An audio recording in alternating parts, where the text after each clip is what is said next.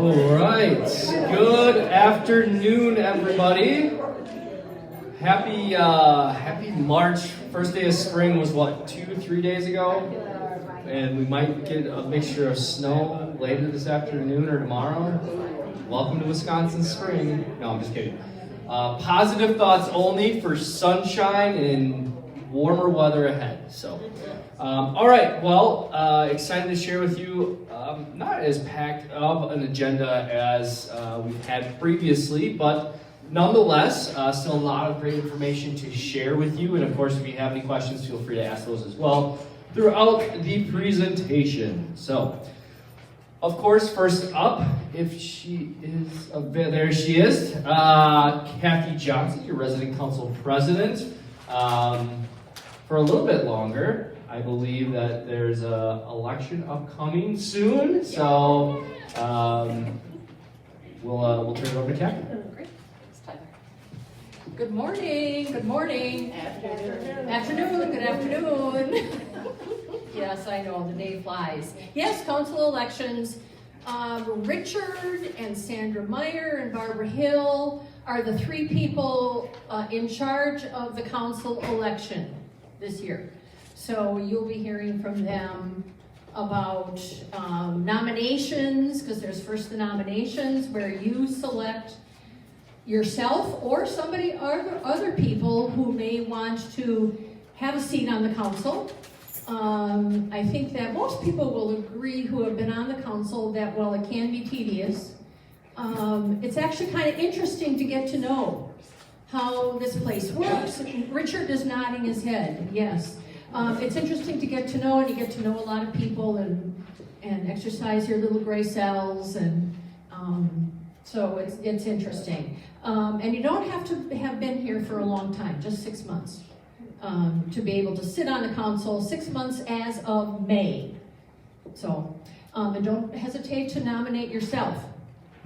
You know if you would be interested, so just go ahead. You'll be hearing about that. I just wanted to let you know that the council recently took a good look at the Employee Appreciation Fund.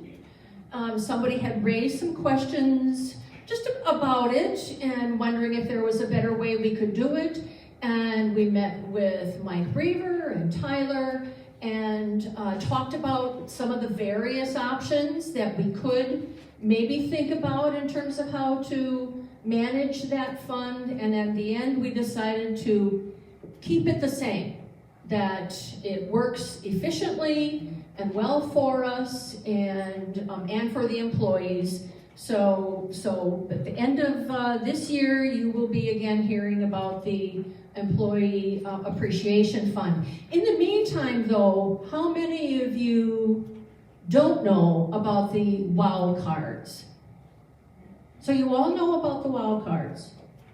Yeah, nobody's nodding, so I have no idea. I know that they exist, and I know they're to spotlight a particular employee, but I actually like to learn more about them. Okay, well, and there's probably other people that can tell us most about it, probably Tyler. But it does, when employees receive WOW cards, that is part of a process that allows employees to select items, and not just trivial items.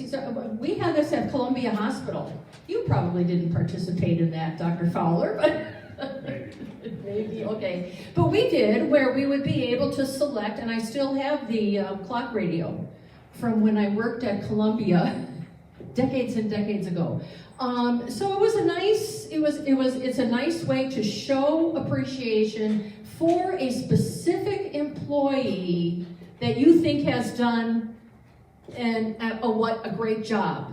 That you think, gosh, she really handled that well. Or he was just so particularly nice when he did this particular thing or did that thing well. And they are by the reception desk, I believe, and you can turn them back in there, and give a little information about who the employee is and what they did so wonderfully, and then Tyler can tell you where they go from there. So that is a way in between times to let employees know that you appreciate them and things that they did. So we wanted to make sure that you knew about that. The other thing that we talked about at our last meeting was the buffets in the dining room, and that there have been concerns expressed about the food getting cold. So Sandra and the Food and Beverage Committee will be working with Majarka and the Food and Beverage Committee to look at various ways. But one thing that we talked about was it might be a good thing to do to select your table first. Get your table, put something down that marks that table for you, because what can happen is if everybody is in line and then people are standing there looking for a table, it kind of blocks things up and makes things crowded. So if you have your table you can go right to, it will help to prevent that bollocksing up that happens. So that might be just one little thing to kind of help, but just know that the committee will be working on that. So anything else that you have for the council that you want us to look at? Okay, Judy. Ask the volunteers for welcoming. Oh, yes. Thank you, Judy, for reminding me of that. With the new residents coming on board, a lot of new residents, in the summertime, the welcoming committee, who extends greeting and welcome to all the new residents that are here, they're going to have a whole boatload of people to meet, aren't they? So Judy is chair right now, anyway, until through April. And then there will be a new chair. We'll let everybody know who that is. But they would be looking for some people who might want to help during that summertime when a lot of people are moving in. So even just a temporary membership on that welcoming committee. And you can talk to Judy anytime about what that entails. I know they'd like to have some more members, on each floor, so that there are enough people to get out and meet the new residents. So please give that some thought. Temporary, a little bit of your time taken up with that. But that would be really helpful. Great. Well, thank you. Have a good rest of your day. And we have probably a Lindsay Vika right now.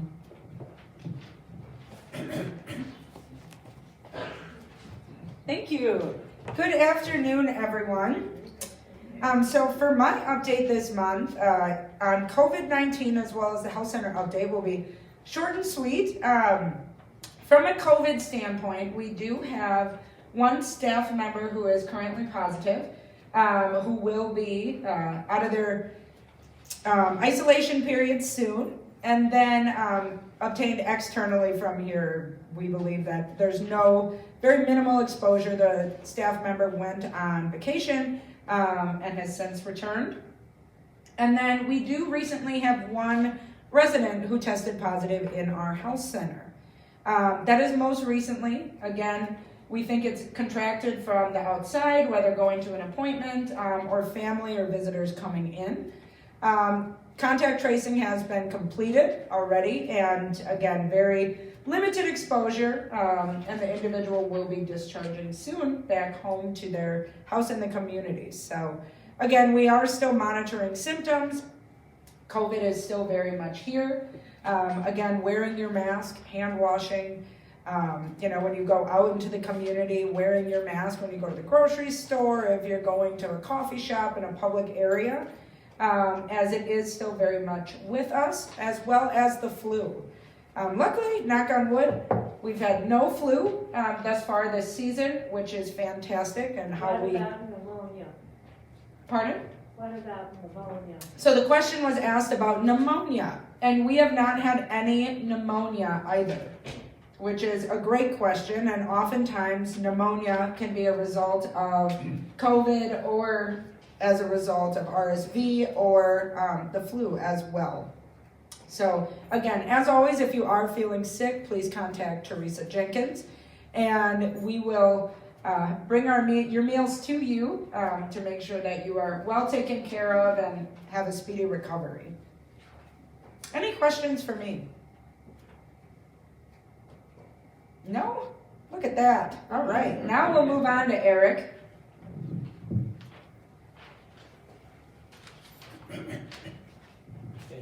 You're welcome.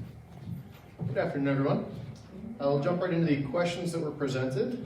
First question was, who is going to be in charge of touching up the nicks in the dark blue paint? The nicks are already appearing. I'm assuming when they're talking, it's mainly outside the dining room corridor. So that was kind of a known thing that was going to happen with the reduced width of the corridor under construction. To be honest with you, I'm surprised it hasn't been far, far worse with the amount of traffic and carts and different equipment that's transported through there. I just saw earlier CG brought 16-foot boards through that entryway, and I was impressed they even tucked the walls. But right now, that's when as the wall comes down, that area is going to get touched up by CG Schmidt. Once they're wrapped up in that central corridor, then that responsibility is going to transfer to maintenance, and we should be keeping up on those areas as they become too many nicks and scratches. Next question was, will an elevator repair service be on 24/7, emergency call 365, when we need both C and D elevators always to work? So the focus there is the C and D elevators are going to be, they're as important now as they will be when all this shutdown happens with the ground floor corridor with Lindsay Hall and the flooring and such. Rest assured, we've been under contract for some time with Otis Elevators. So this side of the building, it's Otis Elevator.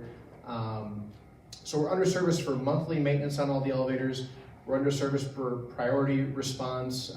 Really it comes down to if it's overnight, weekends, holidays. The only thing that really changes for us is the rate of service. But their response to us is an obligation under contract within a certain time frame. Tower and I did talk about the elevators. We thought it was probably a good idea to have them come out before the shutdown of the corridor to ensure they do kind of a heavy preventative maintenance check on all the elevators to make sure that we're doing everything we can to mitigate any shutdowns. We've also asked that any annual maintenance be delayed until after all this construction's over with. The reason for that is the annual maintenance sometimes is they have to do weight checks, different service that requires them to shut down the elevator for, let's say, 3, 4, 5 hours. You've seen that before with the little yellow man that sits in front of the elevator areas. So we're asking that is not done until construction's over with. The PM maintenance will be the only thing. So that maintenance can be performed while the elevator's in service. So those are the questions. Is there any other questions of me? Okay, we'll move on to Mike Griever, who outdressed all of us today. Am I the only one who got the memo that this is black tie today? Nobody else got that memo? I'm disappointed. I'll have to talk to someone. Someone misfiled the memo. You're the one who wrote it. That's true. I'm sorry. Probably your staff. Probably my staff, yeah. They were outside smoking cigars and didn't distribute it. Actually, what happened, though, for 2 reasons. First of all, today was the season premiere of the 4th season of Trivia on Thursday mornings. So if any of you are interested in the future, come down Thursdays at 11 o'clock, Bradford Terrace, the 1st floor. Every year on the premiere, we dress up. And I had my producer and my artistic director, Scott and Lauren, join me today. They dressed up as well, so it was a lot of fun. The second reason, though, is that I know this is spring cleaning time. A lot of you are probably going through your closets right now, wondering what can you downsize. Well, next year is our 140th anniversary, and our 140th anniversary is in the early stages of being planned right now. We're planning, like we did 4 years ago, a gala, a new location, but it will be black tie optional. So when you're going through your closets and deciding, do I need this ball gown? Do I really need this tux? Hang on to them. You're going to have an opportunity next year to go out with all of us and have a great time and celebrate. So look forward to that. I do have a couple of things that I'm actually supposed to talk about today. only one on the agenda. The other two I added myself. I think that's always fun. First of all, we're looking at hosting a golf outing this year. This will not be a fundraiser. This will be what we euphemistically like to call a friend-raiser. The fees to come along will cover the cost of the event. For those of you that love to golf, hopefully it'll be something that you'd look forward to. For those of you that don't like to golf, we're planning on doing it at a par 3. So something that even beginners can go out to and have a good time. We're looking at something like Brookfield Hills or something like that. We'll transport people from here, trophies and things like that, whatnot. Come on back here and we'll have some nice appetizers or a dinner or something like that as well. You will be receiving a flyer on your ledges within the next week or two. My father-in-law and I are going to be the ones planning it, so you can talk to myself or you can talk to Marv Weber and let him know of your interest. The important thing is we want to know if people are even interested. If there's enough residents that want to do it, we will reach out to the board, we will reach out to the staff. Hopefully it'll be just a nice, fun event for experienced golfers, for beginners, or for anybody to just come and have a really good time. So when you get the flyer on your ledge in a week or two, it'll tell you to reach out to Marv or myself. Please do, because if we don't get enough people to express interest, we're going to put it on the back burner. So if you think it'll be fun, please let us know.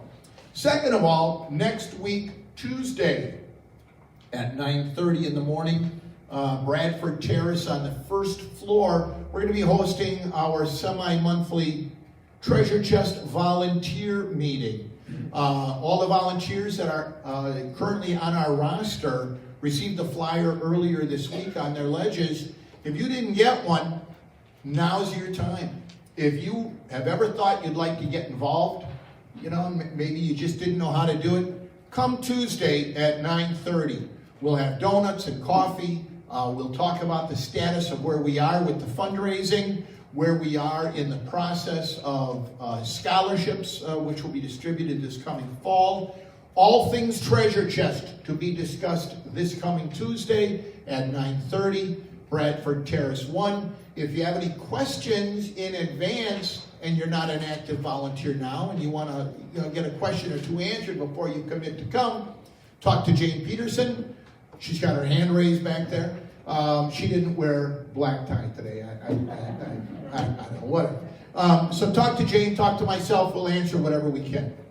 Last but not least, how many of you like to spend money and not have it come from your own purse or wallet or checking account? Anybody? Yeah, there you go. There you go. We have something here at East Castle Place that has gone somewhat dormant because of COVID. Over the last year and a half to 2 years in particular, as we really shut down activities and things like that. The Community Enrichment Fund. It hasn't had a meeting in over a year now, but we would like to resurrect it and get it going again. It is a fundraising and a fund spending opportunity that's directed with consultation by residents that sit on a committee, as well as myself, and of course Tyler gets the last kick at the can, whether we're going to be spending the money or not. To date already, we've had a lot of success with the fund. We've purchased a mat cutter for the Arts Committee. A recumbent bicycle was purchased for the exercise room. We renovated the rooftop garden about 18 months ago. We purchased a video camera that's used now for some of the things you see on channel 955. All of those things were purchased with none of it coming through the East Castle Place budget. None of it was purchased by funds that you pay on a monthly basis for your monthly fees. At the present time, we already have $100 set aside for the Art Committee. The Garden Committee has $5,300 set aside. In general funds, we have $5,000, and the rooftop garden has about $400 set aside. In essence, we have about $10,800 that we can come up with ideas on things that we really need. We don't want to spend it on frivolous things. We want to spend it on things that we need or we really want, but they didn't get into the budget for the year. And it really shouldn't wait for another year. I'm looking for volunteers who are willing to sit on a committee with me. I need 3 or 4 people. Come and see me over the next couple days if you're interested in doing so. In addition, when you think about the fact that we bought a mat cutter, a bicycle, a recumbent bicycle, we renovated a garden, $10,800 isn't going to go very far. So we want to increase that pool as well. So if you have ideas, come and see us. A large chunk of money came to us because Kathy Johnson donated her pickup. And we sold it at auction, and the funds went into, by her request, into the Community Enrichment Fund. If you have something like that or an idea and you want to dedicate it to the Enrichment Fund, that's how we build the pool. So if you're interested, come and see me over the next couple of days. Any questions? Yes? Is the automatic door opener for the roof garden still in the works? We had a conversation about that in the last 2 weeks, Tyler and I. It was moved into the capital campaign, right? The major improvements that we're doing on the campus right now. So it's not going to be going through the Community Enrichment Fund. It's going to be done during our current construction. Now, when's the rooftop garden going to open again? When the balcony opens? So I don't know that the opener will be in then, but the opener is part of this major upgrade to the campus, and it'll be done before everything is done on campus. Any other questions? For those of you that aren't aware, first of all, let me repeat the question. What was the automatic door opener included for the rooftop garden? For those of you that use a walker, or maybe you're in a wheelchair, or you're pushing someone in a wheelchair, getting in and out of that door is somewhat complicated at times. This will enhance that tremendously. Any other questions I can answer for anybody? Then, one in the back. Not a question, but I'd like you to go back to the other garage, put an automatic door opener on that garage just like you have up here. The door is always so hard to get through the way or, You can use your remote to get in through the physical garage door as well. No, I mean, not the outside, but the one from by the elevator. When you come from the garage into the hallway of the water tower. Let me just repeat the question so that everybody can hear. There's a question about the door openers for garages. No, it was the inside door. I think outside the fitness center. The water tower. When you came in from that garage, we always had to push that door, either that, it was always hanging halfway open, which we shouldn't have done as a fire door. The pedestrian door leading into the atrium, if you will, of, what's it called? Lake Terrace? Lake Terrace, yeah. So that was the question, I'm sorry.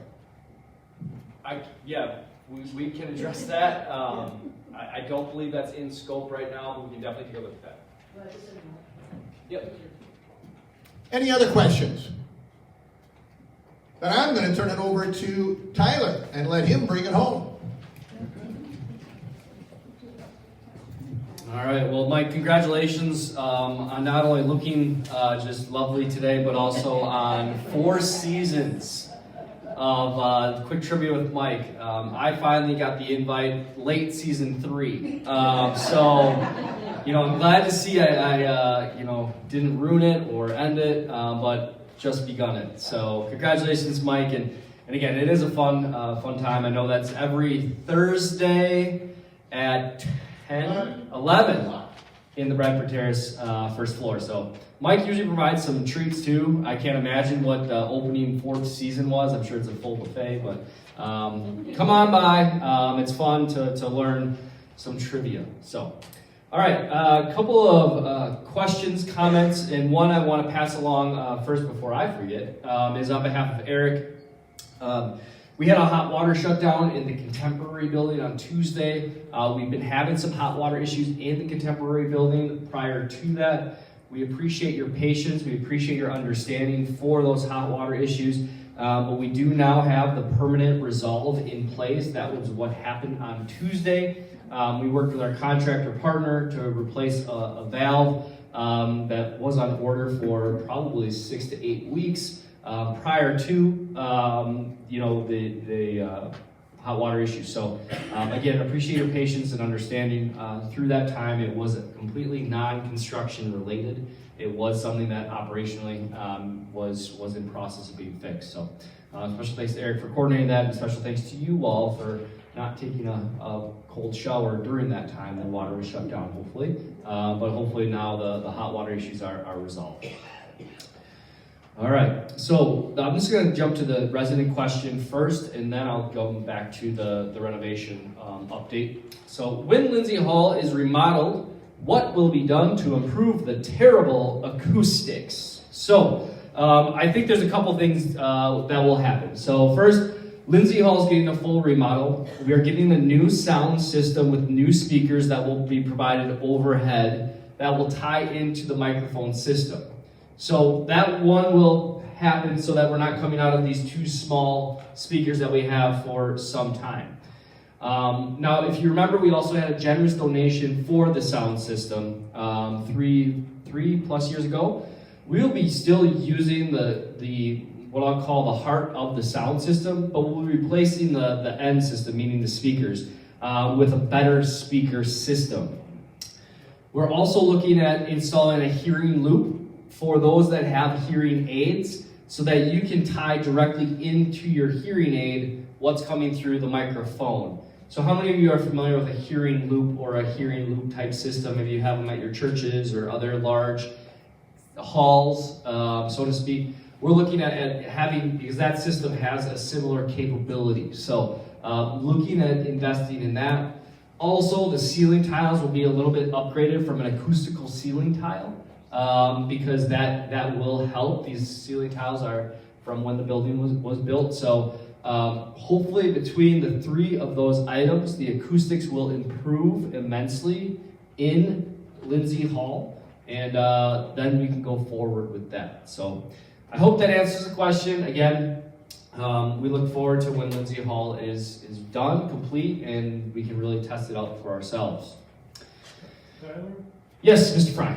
sometimes the acoustic problems are when there is no mechanical sound, but rather the happy hours or some other meetings, when people are talking, it gets so reverberating that it's hard to hear. So the question was, it's more so not necessarily during meetings like we are right now, where people are quiet, maybe only one person is talking. The issue is when many people are talking all at once and the sound reverberates. Is that accurate? Right. And that is, I'm not gonna lie, it's probably going to be an ongoing issue. I don't know, when you have a large meeting space with a number of people that are all talking at the same time, how to mitigate that. It's much like in restaurants and in different large gathering spaces. That's going to be tough to overcome. Now, again, the acoustical ceiling tiles should help that slightly. There is some things that we potentially can do for the walls to help with the sound reverberating off the walls.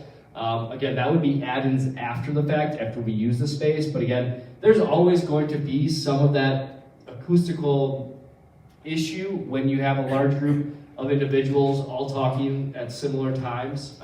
So again, I don't know the full solve of that other than to go into private groups to speak. But yeah, I mean, again, we're going to work through that, and we do have some things kind of in the holster in the event that it's really not working and we need to do more. Any other questions on that? All right, so from a construction and renovation update. So how many of you were able to attend the March 15th kind of update phasing presentation? Okay, the same presentation, again, there hasn't been too much more information that changed. So if you went on the 15th, of course you're welcome back on the 31st, but the information will be very similar. So what I walked through was really what it means after April 3rd. Which is the last day Lindsay Hall is available. And just a note, on April 3rd, we'll also be having the Harbor Justice Series in Lindsay Hall. We'll be having the opening day Brewers game on around 1:05 is first pitch. We'll have some beer and nuts and Cracker Jacks and things of that nature. So if you're around, stop in, watch an inning or two. And then in the evening, around 4 o'clock, we're going to do a happy hour with appetizers and kind of a see you later, Lindsay Hall, and then we'll close the doors and we'll open it back up with some gusto. But that will be a happy hour starting from 4 to 5 in Lindsay Hall, since that's the last opportunity we have for some time. And we're going to be doing some appetizers as well as a thank you for your patience, as well as a thank you for your understanding as we work through the next phase of construction. So hope you're able to join us there. We will have a signature drink. I'm not sure what that looks like yet, but so look forward to seeing you there on April 3rd. So April 4th, the wall in between, the divising wall that Eric mentioned, going down the middle hallway, will come down. We're also going to be having movers and maintenance and different individuals in this room, clearing this room completely out April 4th. The front entrance will open, as well as the new library, the mailroom, the 1884 bar bistro area. All of that will open April 4th. And when I say open, there should be furniture in there and it should be functional, but there's still not going to be flooring down the middle, and there's still not going to be a ceiling that's connected.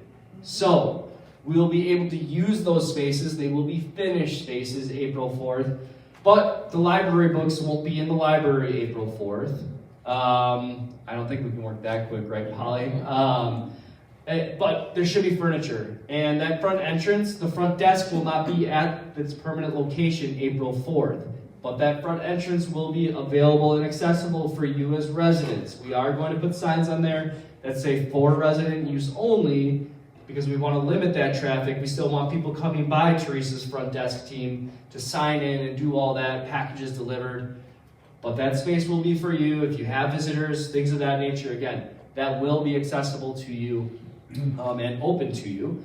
But again, the flooring down the center won't look the same way it will towards the end of it. So then April 5th, there will be a temporary partition put up on this hallway that will effectively shut down this hallway as well as Lindsay Hall.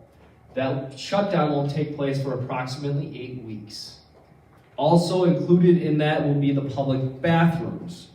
That shutdown won't be a full 8 weeks, but that will be at the same time as the temporary partition. So the bathrooms, my hope is 3 to 4 weeks, and then we'll have those bathrooms back to us the way they will finish and look.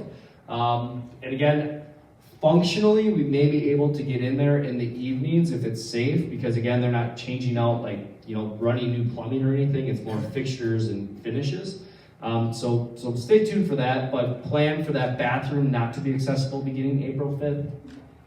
The new route to the historic apartments will be, again, the D elevator down to the second floor. And then the second floor will be open. So again, if you can take stairs and things of that nature, you're welcome to take the stairs to the front desk, or you take it to the C elevator down to the ground floor to get to the main dining room. So we'll have some maps up. We'll have some phasing charts up, but again, the flooring and ceiling work is planned to take place during the day. So again, we'll ask for your extra caution for you as you're walking the hallways. If you see caution tape or contractors working, please don't go into that construction zone. Your safety is our priority. Also, I promise you they do know what they're doing, so you don't have to coach them and tell them what you think they should be doing.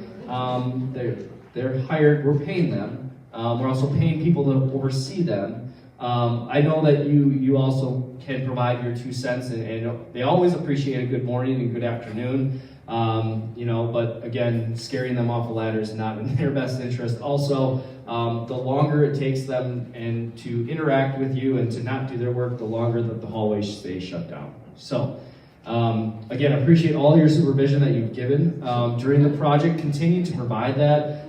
You can vet that through myself. But again, they will be very much out in the open and working on ceiling. Again, their full intention is to get in and out as soon as possible, just like it is our intention for them to be out as soon as possible. So again, working through that. So for you, for residents in full transparency, this will be the toughest part of the project. It is the home stretch of the project as well, because hopefully short 8 weeks later, we'll be having, Lindsay Hall back open, the hallway back open, the majority of the flooring laid and things of that nature. So again, we are really in the home stretch. There is a construction update tomorrow, I believe at 2 o'clock. CG Schmidt will be putting that on. Jordan and Pete will be here, so feel free to come on back to that. And you can really see the progress that's being made. I know I've seen many of you peer through those windows in the Commons North. It still looks like there's a lot of work to be done ahead of that April 4th date, and I would agree, but I do have trust that CG Schmidt has their schedule and things of that nature. So we are anticipating furniture to arrive next Thursday and Friday in that Commons area. So again, it'll be open, it'll be functional, but again, we're still going to get to feel and kind of get used to that space. But the exciting thing is it will be done. And so again, we can use that space. On the same note, this is the last State of the Castle in this Lindsay Hall. So I know, don't cry, it'll be okay. We'll keep the State of the Castles going. The next State of the Castle is slotted for actually in the 1884. So there will be TV monitors and things of that nature. I'm also really curious to see, because if we keep this size of crowd, we should be okay. We'll have to add some chairs. But otherwise we'll have to move it to the main dining room. But we'll work through that. So again, over the next really April, May, Stacy and team have a lot of logistics to coordinate, exercise, things of that nature. So again, appreciate your patience, appreciate your input. If you see something and say, hey, I think this could work better, let us know. But again, I truly do know that, again, this is going to be the toughest part, but we will get through it. And I think on the other side, we're all going to be very, very excited about what we have as that finished product. So that's a lot of construction and renovation update. There will be a memo forthcoming today, not only with the COVID announcement from this morning that we recognized with the resident that had COVID, letting you know that, but also just some of that other information regarding construction, renovation, etc., etc. The other note is, if you do live in the historic building, we will not be charging you a delivery fee to get your meal delivered to the historic building. That is, obviously, we still want you to come, we still want you to dine in the main dining room, but we do know that we're asking you to traverse some different areas and navigations. So again, I've challenged Jarka about that, but it will follow the delivery schedule that she has currently. So that's the only caveat there, but your 5 points will not be added for a delivery charge if you live in the historic building.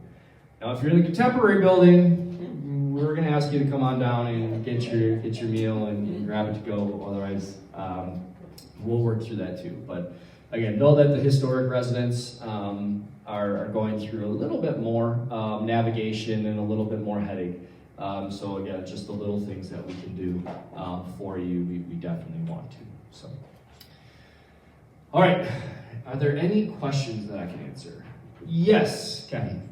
I was wondering about the Creativity Center and plans for, does everything need to come out of what's in the closets and all of that stuff? Good question. So the question was about the Creativity Center, aka your fitness center right now, right? So the fitness center, the Creativity Center is slotted to be completed as part of this project.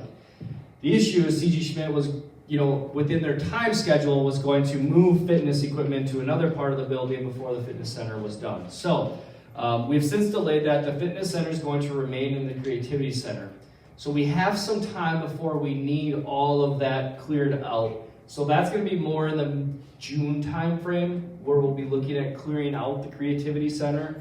And the back area where a lot of that glass work and kiln work is, it does not need to be cleared out because that area is not getting a full renovation.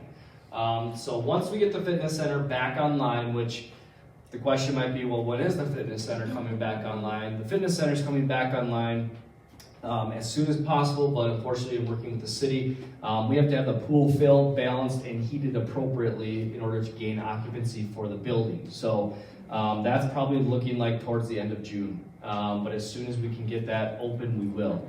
But nonetheless, the Creativity Center will be planned, but technically the Creativity Center is probably not going to start until July at the earliest. And again, that's because the Fitness Center has to come out of there, and then CG Schmidt will come back in and do the Creativity Center. Susan? The courtyard, what's the time plants are going to appear? We need green flowers, trees. The question was about the courtyard. When is it going to get planted? When is it going to get green? When is it going to have life?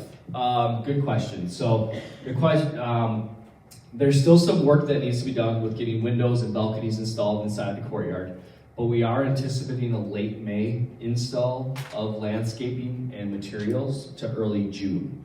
That also coincides with when Lindsay Hall will be back open, because the courtyard is their main thoroughway for bringing construction materials in and out. We do have a contract signed with KEI. We did work with the garden committee to work through all the landscaping that has been approved, and I am waiting for a final plan. He said he would have it to me by Friday this week, so hopefully as soon as I have that, I can give that back to the garden committee. But that is when the courtyard will open, end of May, early June. So the rooftop garden can open much earlier than that, obviously, and we'll make sure the other portions of the campus are planted in green, but that's the tentative plan. What other questions? Ms. Cohen? I just wanted to clarify, did you say the pool will be open by June? End of June, early July. Didn't it used to be December or something, or was that wrong? Sure, we can call it December if you want, but no. The plan was always to have the fitness center open when the rest of the Lake Terrace building opens. It's part of, the city won't grant us occupancy to the building until it's safe and it's fully inspected. Being that it's in the basement, we tried to say, okay, if we get this portion done first, can we get temporary occupancy so current residents can grant access? And the city said absolutely not. There's life safety things that need to be tied in and things of that nature. So end of June, early July is the tentative plan. Ahead of when we have some residents moving into that Lake Terrace building. But again, the city is it's interesting working with the city and pools. They have a pretty strict guidance for it, for the right reasons. But we're working with a contractor to make sure the pH levels are balanced, the temperature is right, and the pool is filled, which is all good, but we need that first. So, what other questions might you have? All right, if not, again, just to note a couple dates. Late next week, we also have the Community Apps Introduction. I'll speak on behalf of Stacy. That's the 31st on Friday. Come to Lindsay Hall at 11 o'clock, get introduced to the Community Apps. I'm sure many of you may have heard from a neighbor or a friend about that program. It's some technology that we want to introduce to you. We'll be working with the Communications Committee as well, so it's just an introduction at this time. But if you are able to, you'll see it on your ledge next week. Then also tomorrow is the construction update from CG Schmidt. And then lastly is that April 3rd date, which is a Monday. Again, Harbor Justice Series in the morning in Lindsay Hall, tailgate in the afternoon at 1:05. We'll have the first pitch of the Brewers game. I can't believe we're talking baseball. Well, if anybody saw the World Baseball Classic 2 nights ago, and then the happy hour at 4 o'clock on Monday afternoon as a farewell or a see you later to Lindsay Hall. So, if nothing else, have a wonderful rest of your afternoon, and I look forward to seeing you in our new bar bistro area next month at the State of the Castle. Thanks, everyone.